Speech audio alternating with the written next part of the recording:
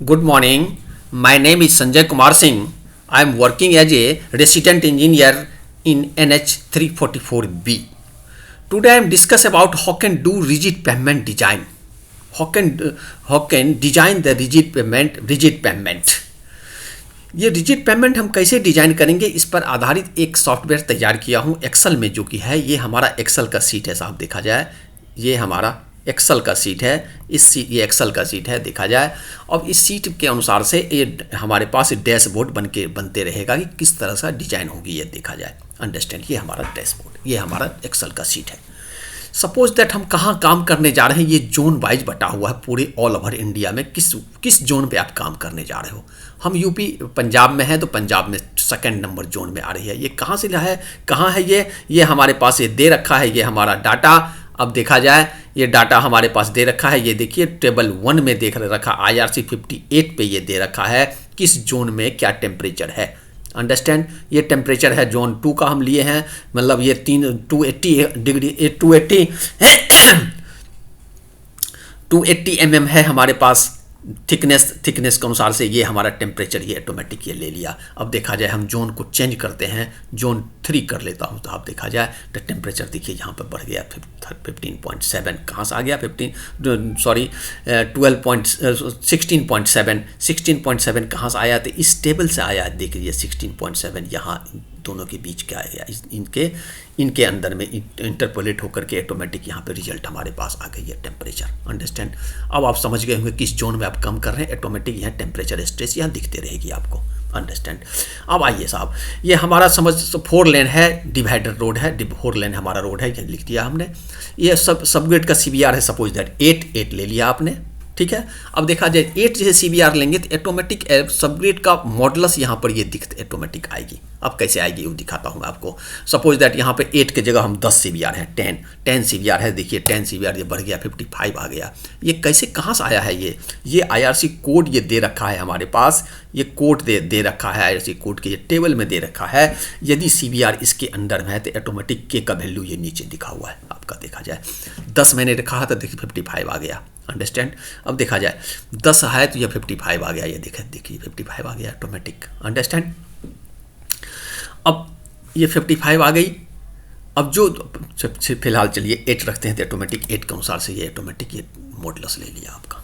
Good, next. अब आइए नीचे ये शोल्डर है तो शोल्डर में येस और नो ये 2 कांटा बना हुआ है। येस रखो या नो रखो, हमको येस रखा हूँ। अब नो करके भी दिखा रहे हैं आपको। अंडरस्टैंड, ये देखिए ज्वाइंट ये ट्रांसवर्स ज्वाइंट कितने दूरी पे है, 450 मीटर। ट्रांसवर्स ज्वाइंट स्पेसिंग कितनी है, 450 मीटर पे। अंडरस्टैंड, बिर्थ ऑफ द लेन का बिर्थ है हमारा 3.5।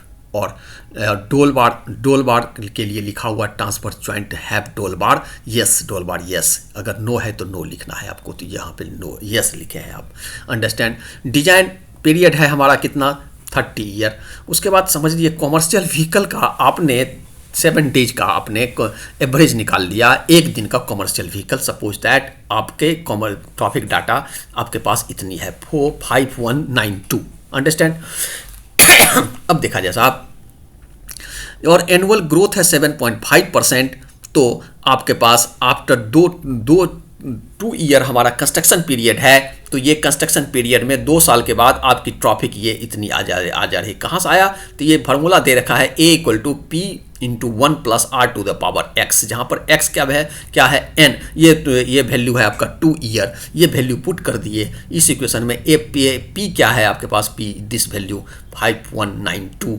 ये कॉमर्शियल व्हीकल। तो आपके पास जो कंस्ट्रक्शन पीरियड ख़त्म होने के बाद आपका ये ट्रैफिक डाटा आ गई। अंडरस्टैंड, अब देखा जाए साहब, इसके बाद हमारे पास ये कंस्ट्रक्शन ये कॉमर्शियल व्हीकल पूरे डिजाइन लाइफ में कितनी कॉमर्शियल व्हीकल आएगी, तो यहाँ निकल के आया। कहाँ से निकल के आया, तो इस फार्मूला से, जो C = 365 A⁻1 + R⁻n-1/r। इसमें सारी इक्वेशन पुट कर दिया आपने और ये इक्वेशन ये वैल्यू निकल के आ गई। अंडरस्टैंड, अब ट्रैफिक डाटा जो हमने लिए हैं तो उसमें सपोज दैट आपको मिला कि कॉमर्शियल व्हीकल एक कॉमर्शियल व्हीकल में 2.35 एवरेज एक्सल लोड, एक्सल है उसमें, अंडरस्टैंड। तो कितनी एक्सल आ गया इसमें, इसको मल्टीप्लाई कर दिया तो आपके टोटल एक्सल आ गया इतनी, अंडरस्टैंड। मल्टीप्लाई कर दिया आपका एक्सल आ गया इतनी, अंडरस्टैंड। अब देखा जाए sir number of each direction, आधा 50% होगा, दोनों डायरेक्शन में इतनी लोड है, एक्सल है, तो एक डायरेक्शन में कितनी उसकी हाफ कर दिया आपने, अंडरस्टैंड। इसका डिजाइन के लिए डिजाइन ट्रैफिक आप लेते हैं 25%, जो कोड कह रही है तो आपने 25% ले लिया। अब देखा जाए साहब क्या है कि आप जो सर्वे डाटा हमने किया था, उस सर्वे डाटा में पाया कि डे टाइम में 40% कॉमर्शियल व्हीकल हमारा मूव कर रही है और नाइट टाइम में 60% मूव कर रही है। तो हमने क्या किया, इसका 40% निकाल लिया, और ये तो 12 आवर के लिए है, 6 आवर के लिए निकाल लिया आधा उसका 50%, अंडरस्टैंड।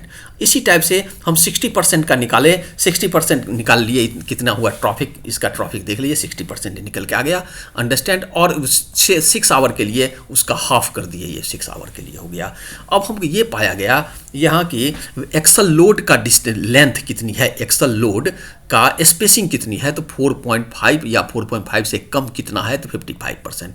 दैट मीन्स मैं आपको समझाने की कोशिश कर रहा हूँ। यहाँ देखा जाए, ये हमने एक बना रखा हूँ, ये देखिए, अगर नाइट में हमारी ट्रैफिक जाती है तो इस टाइप की करली प्रस्तुत होती है। तो मतलब इस एक्सल का स्पेसिंग अगर 4.5 है या 4.5 से कम है, ये सर्वे डाटा में पाया कि 55% हमारा है, अंडरस्टैंड।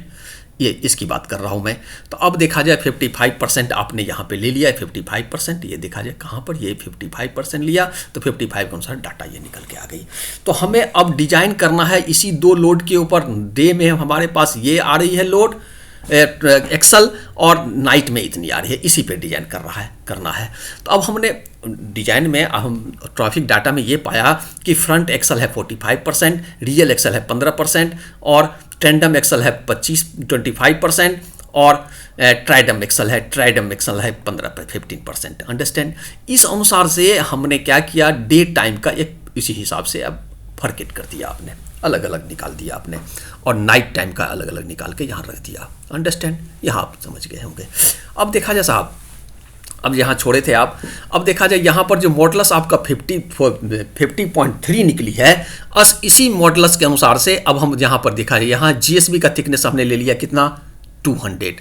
अब डीएलसी का थिकनेस है कितना, 150 ले लिया, मैं हाथ लिख दिया आपने 150, अंडरस्टैंड। अब 150 हो गया तो यहाँ पर के का वैल्यू चेंज हो गया, यहाँ के का वैल्यू, अब देखिए सबग्रेड का था, यहाँ के का वैल्यू, ये डीएलसी के कारण यहाँ इफेक्टिव ये इतना आ गया। कहाँ से आ गया ये, इसके लिए अब देखा जाए यहाँ पे चार्ट दे रखा है, यहाँ पे ये चार्ट दे रखा है, वहाँ 50 देखा जाए, ये CBI सॉरी 150 अगर है तो डीएलसी किसके अंडर में आएगा, ये पता चल जाएगा आपको। 50 मतलब यहाँ कहीं आएगा तो 247 300 के अंडर में आएगा, तो देखिए 247 के अंदर में आ गया, यहाँ पे देखा जाए, अंडरस्टैंड, गॉट माई पॉइंट। मान लिया जाए ये तो 150 है, अगर हो सकता है कि हमने डीएलसी 100 mm का किया, तो यहाँ 100 mm कर दिए, तो देखिए आपका ये थिकनेस चेंज हो गया अपने आप, ये थिकनेस नहीं सॉरी के का वैल्यू चेंज हो गया। कहाँ से चेंज हो गया, तो इस डाटा से ऑटोमेटिक ये हमारा ये निकाल के ले लिया इन्होंने, ये निकाल के ले लिया। देखा जाए कि कितना आ गया 50 के दोनों के बीच में, तो यहाँ आ गया 208, 208 और 278 के बीच में कहीं इंटरपोलेट होकर के ये निकाल के ले लिया।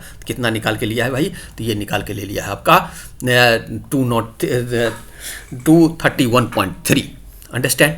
अब चलिए हम इसको 150 ही रखते हैं, डीएलसी हमारा 150 ऑटोमेटिक ये रिजल्ट लेके आ गया। ये 24 क्या है, unit weight of the concrete है। ये क्या है, 4.5 फ्लेक्चरल स्ट्रेंथ है, FCK इंटू 0.75। FCK क्या है हमारे पास, ये कंक्रीट है हमारा M40। अब जो ग्रेड का रखना चाहते हो आप रख सकते हैं, M40 है हमारा, M40 ग्रेड के ऑटोमेटिक यहाँ पे ये FCK इंटू 0.75, ये 4.5 हुआ हमारा। और ये तो कितने दिन पे, 28 डेज पे स्ट्रेंथ है, लेकिन 98 डेज पे स्ट्रेंथ आ जाएगा आपका, उसका 1.5 1.1 से 10% एबव हो जाएगी, तो ये हमारा फ्लेक्चरल स्ट्रेंथ 90 डेज में आपका पास 4.95 MPa आ जाएगी, अंडरस्टैंड। अब देखें सर, इसके आगे यहाँ पर ये टेम्परेचर तो ऑटोमेटिक आपने देखा कि ये बढ़ेगा घटेगा, ऑटोमेटिक निकलते आएगा। जिस जोन में करेंगे देखिए घट गया, यहाँ पे 15 पॉइंट समथिंग आ गया, 16.7 आ गया, जिसमें अलग ऑटोमेटिक यहाँ से आएगा। ये दिखा चुका हूँ मैं आपको।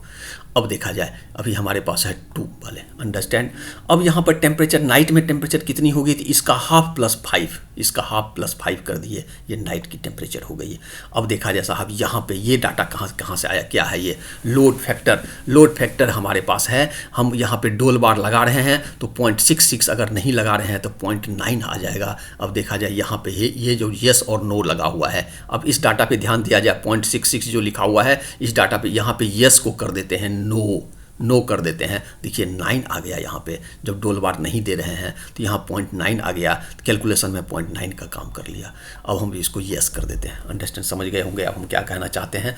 ये देखिए, ये क्या है, elastic modulus of the concrete 3000 Poisson ratio 1.5। ये कहाँ दे रखा है, ये हमारा कोड में दे रखा है, जो कि है यहाँ कटिंग करके मैं रखा हूँ आपके लिए दिखाने के लिए। मॉडुलस ई का वैल्यू दिस और पॉइजन रेशियो 0.15 ये कोड में दे रखा है, तो वही हम उठा के यहाँ रख दिया आपने। और रेडियस ऑफ रिलेटिव स्टिफनेस कैसे ये निकला है, कहाँ से निकला है ये फार्मूला, कहाँ से निकला है ये फार्मूला हमारे पास यहाँ पे मैं रखा हूँ आपको दिखाने के लिए। Relative stiffness L equal to EH³ divide by 12K1 minus mu square to the whole to the power 0.25। इस फार्मूला से रिलेटिव स्टिफनेस ये वैल्यू आपका निकल के आ गया सामने, अंडरस्टैंड, यहाँ तक आप समझ गए। अब साहब देखा जाए, अब हम क्या किए, ये लोड स्पेक्ट्रम है हमारा, ये लोड स्पेक्ट्रम है। ये लोड स्पेक्ट्रम क्या है कि ये लोड 85 से 95 टन किलो न्यूटन तक में, मतलब एवरेज हुआ 90 टन का 3.25% है। 100 टन लोड वाली इतनी परसेंट हमारे ट्रॉफिक डाटा से मिला, इतनी परसेंट, 110 वाली इतनी परसेंट मिला है। ये इस हिसाब से ये हमने निकाल के 190 टन वाली 18.15% ये लोड परसेंटेज व्हीकल हमारा पास कर रहा है, अंडरस्टैंड। ऐसे तो रियल एक्सल का ही इस हिसाब से, मतलब 350 का कितना है 3.65, ये डाटा उठा के ले लिया हमने, जो आपका सर्वे डाटा है। ये सपोज दैट यही है। ये मैंने क्या किया, IRC 58 के में एक एग्जाम्पल था, वो मैं उठा के यहाँ पे रख लिया हूँ मैं आपको दिखाने के लिए।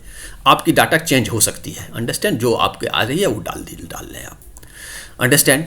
अब यहाँ पे ये rear axle, rear single axle, rear tandem axle और रियल ट्राइडम एक्सल, तीनों का डाटा ये आपका लोड स्पेक्ट्रम में ये हमने डाल दिया, अंडरस्टैंड। अब देखा जाए साहब, आपने रियल एक्सल यहाँ 15% पकड़ा था, लिया था आपने, यहाँ देखा जाए 15%, वही डाटा वहाँ पहुँच गया। यहाँ पर देखिए 15% जो लिए हैं ये डाटा देखिए 15%, वही 199 जो है ये डाटा आपका यहाँ पहुँच गया। देखा जाए ये आ गया आपके पास 199 समथिंग, अंडरस्टैंड। ये मतलब ये है हमारा नाइट, डे में चलने वाली नाइट, इतनी नंबर ऑफ एक्सल व्हीकल चाहिए, उसका 15% ये आ गया, अंडरस्टैंड। अब देखा जाए सर, अब हम इसके लिए, इस रोड के लिए हम कैसे कर रहे हैं, आज देखा जाए ये क्या है हमारा, ये इसी का इसका कितने परसेंट इस व्हीकल है, जो 18.16 है, 18.16 इतने का 199 जो समथिंग है, इसका 13.16 ये वैल्यू निकल के आया, अंडरस्टैंड। इसी हिसाब से इस वैल्यू का 199 जो समथिंग लिखा हुआ है, इसका कितना 17% ये निकल के आया। इसी हिसाब से पूरा निकल के ये आ गया, टोटल आ गया 199,5546 इतनी, जो कि ऊपर में लिखा हुआ है, नीचे भी लिखा हुआ है। ये इतनी ये एक्सल लोड, सॉरी इतनी रिपीटेशन आया आपके पास, अंडरस्टैंड। ये वैल्यू देखें कहाँ से निकाल के लिया, फ्रैक्चुअल स्ट्रेस कहाँ से निकल के आया, ये वैल्यू निकल के आया है साहब कहाँ से। ये डिपेंड करता है, इसमें बहुत सा फॉर्मूला दे रखा है, ये डिपेंड करता है। ये देखिए इसमें, सॉरी ये निकल के रखा है, ये यहाँ पे अगर k का वैल्यू ग्रेटर देन 150 है, इस k का 3 कंडीशन दे रखा है, k इस वैल्यू हो तो ये फार्मूला लगाएंगे s निकालने के लिए। अगर k ग्रेटर देन 80 है, लेस देन 150 है, तो ये नीचे वाली ये फार्मूला लगाएंगे। यदि k का वैल्यू अगर 150 से अबव है तो ये वैल्यू निकालेंगे, ये फार्मूला लगाएंगे, अंडरस्टैंड। तो आपका ये हमारा इस फार्मूला से निकल करके ये हमारे पास आ गया, ये अंडरस्टैंड। ये पूरे फार्मूला से निकाल के ले लिया आपने, अंडरस्टैंड। अब एस आर ये कैसे निकालेंगे हम, ये देखा जाए साहब, ये निकालने के लिए ये value divide by flexural strength. Flexural strength कौन सा है हमारे पास, ये फ्लेक्चुरल स्ट्रेंथ जो निकल के आ रही है ये आपका 98 डेज में, उससे डिवाइड कर दीजिए, ये रेशियो निकल के आ गई हमारे पास क्या निकल के आएगी, ये वैल्यू रेशियो एस आर निकल के आ गया। अंडरस्टैंड।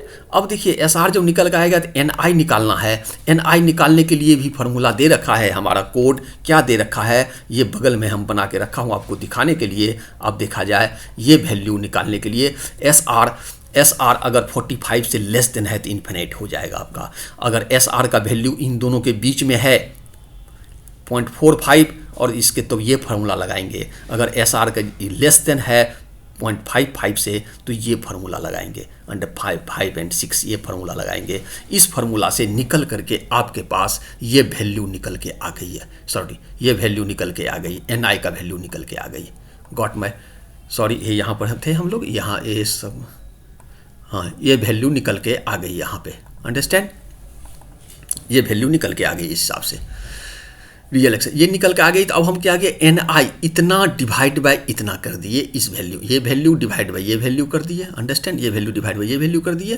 तो ये वैल्यू निकलने के बाद आपके पास ये फटिग डैमेज निकल के आ गया। Got my point. इसी टाइप के ये रियल एक्सल का निकाले ट्रेंड, ये आपका रियल ट्रेंडम का निकाल लिया आपने। अंडरस्टैंड, ये डे टाइम का हुआ। इसी टाइप से आपका नाइट टाइम का ये तीनों एक्सल का आपने निकाल करके फटिग डैमेज निकाल के ले लिया आपने। अंडरस्टैंड। अब इन तीनों का एडिशन ये ग्रीन पॉइंट लाइन जो है, इन तीनों का एडिशन हमने ले लिया। इन तीनों का एडिशन, एक इन इसका 2 ये 1 2 हो गया और ये 3 तीनों का एडिशन का ऐड हो गया this much. Got my point. Understand, 1 point something. और इधर वाला नाइट टाइम का भी दोनों इसका भी एडिशन ये निकल के आ गई है। इन दोनों का सम होना चाहिए 1 से कम होना चाहिए, 1 हो या 1 से कम हो तो डिजाइन हमारा सेफ है। अब देखा जाए ये कहाँ दे रखा है, तो ये हमारे कोड यहाँ दे रखा है साहब, ये कटिंग में रखा हूँ, देखिए ये रखा हूँ, ये फार्मूला दे रखा है CFD bottom down cracking plus CFD top down cracking less than equal to 1 होना चाहिए। तो ये हमारा क्राइटेरिया फुलफिल करेगा, डिजाइन सेफ है, अदरवाइज फिर अनसेफ है। अंडरस्टैंड, आप हमको लगता है यहाँ तक समझ गए होंगे हम क्या कहना चाहता हूँ। अब देखा जाए साहब यहाँ सेफ है। अब हम फिर फॉर एग्जांपल अब यहाँ पे हम करते हैं, देखिए थिकनेस को हम कम कर देता हूँ, यहाँ पे 7 कर रहा हूँ मैं 7। देखिए क्या हो रहा है, डिजाइन अनसेफ हो गया क्योंकि 7 हो गई। अब यहाँ पे देखा जाए क्यों घट गया, ऑटोमेटिक ये कैलकुलेट होकर निकाल के हमें दे दिया। देखिए 1.65 आ रहा है। अंडरस्टैंड। तो अब हम फिलहाल तो इसलिए हमको बढ़ाना पड़ेगा इसको। चलिए 2.8 कर मतलब 28 सेंटीमीटर कर लिया आपने ये रख दिया 28। ऑटोमेटिक डिजाइन सेफ है। अब देखिए अब हम क्या कर रहे हैं, वही इतने से नहीं छोड़ना है हमको, फिर डोल बार को भी देखना है। अब इस डाटा इसमें आइए, अब जो उधर किए हैं ऑटोमेटिक यहाँ पे डैशबोर्ड बन के रेडी है। अब देखा जाए इसको डोल बार, साइड में हम डोल बार बना कर रखा हूँ। डोल बार का जो थिकनेस वहाँ स्लैब का थिकनेस लिए ऑटोमेटिक यहाँ पे आ गया। अंडरस्टैंड, ये डाटा ऑटोमेटिक उधर से आ गया, आपके पास जो लिखा हुआ है ऑटोमेटिक आ गया वहाँ उस तरफ से। और यहाँ FB निकालने के लिए फार्मूला दे रखा है, ये वैल्यू निकल के ये वैल्यू निकाल FB इक्वल टू ये फार्मूला दे रखा है, IRC कोड में दे रखा है, जो कि FB निकालने का ये फार्मूला दे रखा है। इस फार्मूला से FB निकाल लिए। FB क्या है हमारा, FB permissible stress of the concrete, ये निकल के आया। अब देखिए M40 हमारा कंक्रीट है, M40 कंक्रीट है। यहाँ पे डोल बार हम ले लिया 36 mm। इस हिसाब से यानी FB मैक्स निकल के आया। ये FB मैक्स निकालने का ये फार्मूला दे रखा है यहाँ पे। इस फार्मूला से यहाँ पर निकल के आ गया ये वैल्यू, ये 27 इससे कम है इसलिए यहाँ सेफ दिख रहा है। हम यहाँ पे एज्यूम किए हैं कितना डोल बार 36 mm। हम चलो इसको थोड़ा कम कर लेते हैं, दिखाता हूँ आपको। इसको मैं 32 mm कर लिया। देखिए साहब हमारा डिजाइन अनसेफ हो गया, नॉट सेफ हो गया। क्यों? क्योंकि यहाँ पे देखिए FB से ये अधिक हो गया, ये हमारा 31 आ गया, 31.82 इसमें फार्मूला में दे रखा हूँ। तो ऑटोमेटिक यहाँ अनसेफ हो गया और हमारा ये 10 प्लेट में भी यहाँ पे दिख रहा होगा अनसेफ। ये देखिए अनसेफ हो गया। अंडरस्टैंड, ये डोल बार का साइज ये अनसेफ हो गया। 32 नहीं चलेगा, कितनी लगाना पड़ेगा हमको, यहाँ पे 36 लगाना पड़ेगा। देखा जाए इसको हम 36 कर दिए, अब यहाँ पे ये सेफ हो गया। गॉट। अब हम देखिए यहाँ पे अब देखा जाए हमारे पास ये टाई बार का डिज़ाइन है। टाई बार का डिज़ाइन है। यहाँ पर अगर टाई बार का 10 mm रखते हैं, 10 mm ले रहे हैं टाई बार का डाया, तो आपके पास ये स्पेसिंग आपके पास होना चाहिए। टाई बार का स्पेसिंग 270 mm और टाई बार का लेंथ होना चाहिए कितना 510 mm होनी चाहिए। अगर चलिए हम 12 mm करता हूँ, यहाँ पे 12 mm सॉरी यहाँ पे 12 mm करता हूँ, तो क्या होना चाहिए 400। ये देख लीजिए, ये प्लेन बार के लिए अगर हम डिफॉर्म बार लगाएंगे तो डिफॉर्म बार के लिए ये चाहिए आपको। Got my point. अब देखिए यही 12 mm, यही आपका 10 प्लेट इधर बन के रेडी भी होगा आपका। इस साइड में देखा जाए ये बन के रेडी है। हम आपके पास इस फिगर को देखा जाए, ये डाटा एज्यूम किया आपने, ठीक है। कॉमर्शियल जो स्टार्टिंग में मतलब आपका कंस्ट्रक्शन पीरियड ख़त्म होने के बाद ये आपका ट्रॉफिक है। इसके ऊपर ये 2 साल के बाद जोन, किस जोन में आप काम कर रहे हैं वो शोल्डर है यस लिखे हैं, ट्रांसफर जॉइंट यस लिखे हैं। ये आपका डीएलसी का क्या है, ये इलास्टिक मॉडुलस है 285 और के वैल्यू है यहाँ पे, और ये टेम्परेचर है।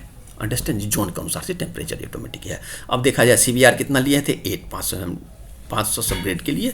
इसके बाद देखिए जीएसबी कितनी है आपके पास है, जीएसबी आपका 200 mm और DLC 150 mm PQC this. Understand, ये सेफ दिखा रहा है। और यहाँ भी ये डाटा जो आप उधर लिए थे ऑटोमेटिक यहाँ लिख के आ रहा है। अंडरस्टैंड। अब देखा जाए साहब, अब इसी डाटा को हम क्या कर रहे हैं, अब देखा जाए हम क्या कर रहे हैं यहाँ से, अब हम इसको जोन को हम चेंज कर रहा हूँ, जोन 3 कर रहा हूँ। देखिए यहाँ से अनसेफ हो गया आपका 10 प्लेट में भी आपका अनसेफ दिख रहा होगा, देख लिया जाए यहाँ भी अनसेफ, यहाँ भी लिखा हुआ नोट सेफ।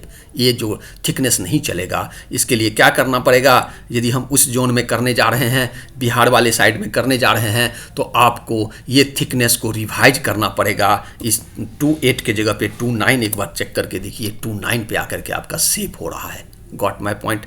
हम आशा करता हूँ कि आप समझ गए होंगे कि हम क्या कहना चाहता हूँ। अब देखिए यहाँ पे कितना है 0.5, अंडरस्टैंड 0.25। ये देखिए डिज़ाइन आपका सेफ हो गया। दैट मीन्स ये आपका, लेकिन आपका 0.29 है, लेकिन आपका क्या है कि आप उसको स्क्रैचिंग करेंगे तो इसके लिए आपको 0.10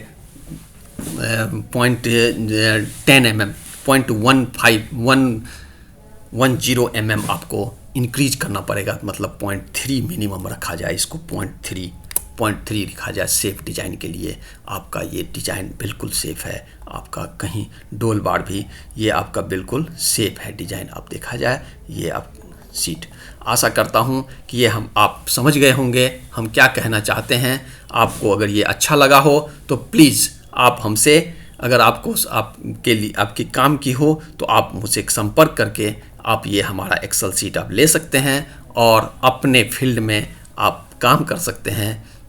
जो चाहिए आप सिर्फ आप इनपुट यहाँ पे चेंज करें, सब ग्रेड चेंज करें, किस जोन में आप काम कर रहे हैं वो चेंज करें। ये ऑटोमेटिक आपका IRC कोड का सारा पॉइंट लेकर के आपको दिखा देगा और रिजल्ट आपको सामने ये रिजल्ट आपको दे देगा। अंडरस्टैंड। अगर आपको अच्छा लगा हो तो प्लीज़ हमें ये सब्सक्राइब करें और इसे शेयर करें। Thank you very much.